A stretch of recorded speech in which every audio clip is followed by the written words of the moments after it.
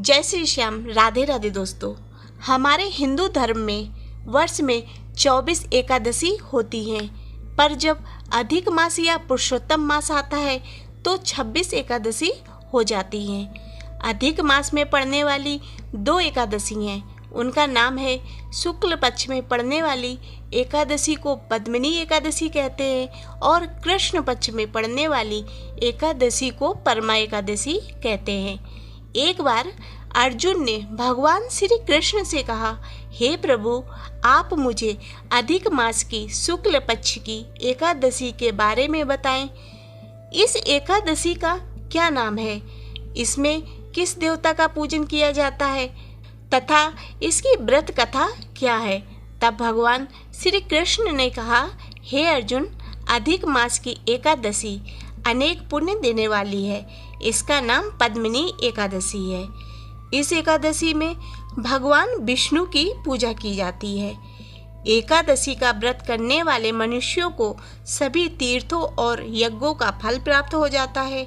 हे अर्जुन, अब तुम्हें मैं पद्मिनी एकादशी की व्रत कथा सुनाता हूँ। ध्यान पूर्वक श्रवण करो। यह सुंदर कथा महर्षि पुलस्त ने नारद जी से कही थी। त्रेता युग में एक बार कार्तवीर ने रावण को अपने बंदी गृह में बंद कर लिया।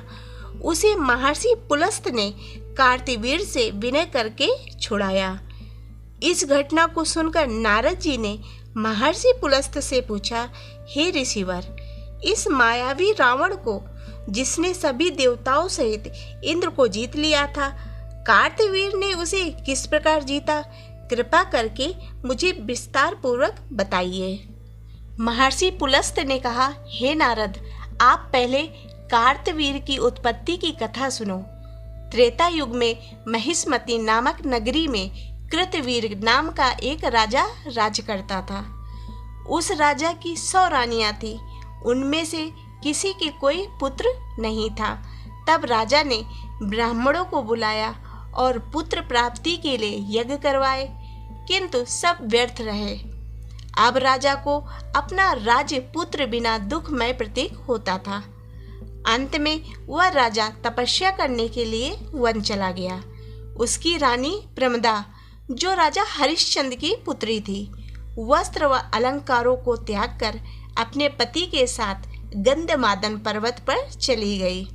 उस स्थान पर इन लोगों ने 10,000 वर्ष तक तपस्या की। राजा की देह हड्डियों का ढांचा मात्र ही रह गई थी। यह देखकर प्रमदा ने श्रद्धापूर्वक महासती अनसुईया से पूछा, मेरे स्वामी को तपस्या करते हुए 10,000 वर्ष व्यतीत हो गए, किंतु अभी तक प्रभु प्रसन्न नहीं हुए जिससे मुझे पुत्र प्राप्त हो। इसका क्या कारण है? प्रमदा की बात सुनकर देवी अनसुईया ने कहा, अधिक मास जो कि 36 माह के बाद आता है, उसमें 2 एकादशी होती है, जिसमें शुक्ल पक्ष की एकादशी का नाम पद्मिनी और कृष्ण पक्ष की एकादशी का नाम परमा है। इनके व्रत और जागरण करने से भगवान तुम्हें पुत्र अवश्य देंगे। और देवी अनसुईया ने व्रत का विधान बताया। रानी प्रमदा ने देवी अनसुईया के बताए विधि के अनुसार एकादशी का व्रत और जागरण किया। इसके बाद भगवान विष्णु उन पर प्रसन्न हुए और वरदान मांगने को कहा। रानी प्रमदा ने कहा, प्रभु, ये वरदान मेरे पति को दीजिए।